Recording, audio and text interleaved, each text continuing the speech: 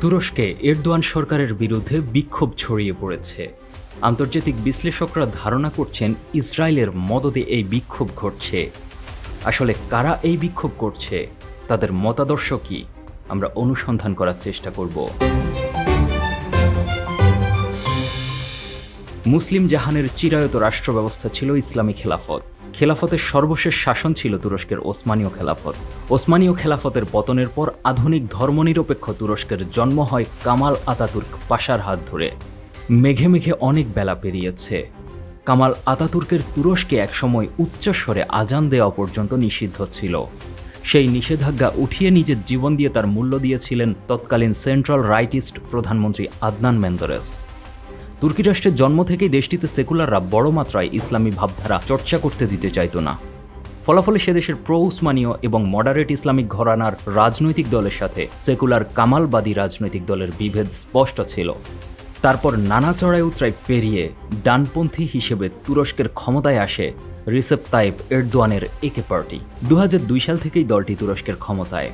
এরদোয়ানের নেতৃত্বে তুরস্ক এক অভাবনীয় উন্নতি সাধন করেছে। সামরিক ক্ষেত্রে তুর্কি সামরিক শিল্প সারা বিশ্বে নিজেদের জায়গা করে নিয়েছে। এসবের মধ্যে মুসলিম বিশ্ব এবং প্রো উসমানীয় ভাবধারার প্রতি সহানুভূতিশীল হিসেবে পরিচিত হয়েছেন এরদোয়ান। একই সাথে তিনি ইসরায়েলের কড়া সমালোচক হিসেবেও পরিচিত। যদিও 2016 সালে পশ্চিমা মদতপুষ্ট ফাতেল্লা গুলেনের কারসাজিতে এক পরিকল্পিত সেনা অভ্যুত্থান ঘটেছিল এরদোয়ানের বিরুদ্ধে, তথাপি তিনি তুর্কি জনগণকে সাথে নিয়ে সেই সেনা অভ্যুত্থান ঠেকিয়ে দিয়েছিলেন। এদিকে গতকাল তুরস্কে দুর্নীতি ও সন্ত্রাসবাদের অপরাধের দায়ে আটক হয়েছেন এরদোয়ানের প্রধান প্রতিপক্ষ এক্রেম ইমামোগ্লু। তিনি ইস্তাম্বুলের মেয়র হিসেবে দায়িত্ব পালন করছেন। এই এক্রেম ইমামোগ্লুকে আটক করার পর থেকে তুরস্কে এরদোয়ানের বিপক্ষে বিক্ষোভের সূত্রপাত হয়েছে।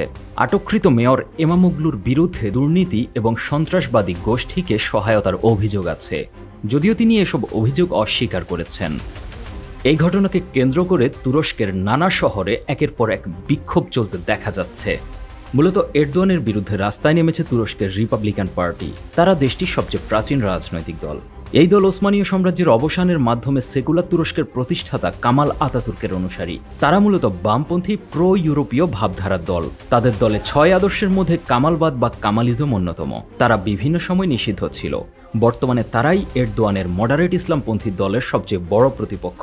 গত অক্টোবরে যখন ফিলিস্তিনের প্রতিরোধ যোদ্ধা হামাস ইসরায়েলের বিরুদ্ধে অস্ত্র ধরেছিল, তখন এই ইমামোগ্লু হামাসকে সন্ত্রাসী সংগঠন বলে আখ্যা দিয়েছিলেন। তার বিরুদ্ধে তুর্কি বিচ্ছিন্নতাবাদী গোষ্ঠী কুর্দি পিকেকের সাথে সংশ্লেষের অভিযোগ আছে। তিনি ইসরায়েলের মতধারার সমর্থক বলেও বিভিন্ন মন্তব্যে প্রকাশ পেয়েছে। তিনি কট্টর সেকুলার পন্থী বলেও মিডল ইস্ট আইয়ের এক প্রতিবেদনে উঠে এসেছে।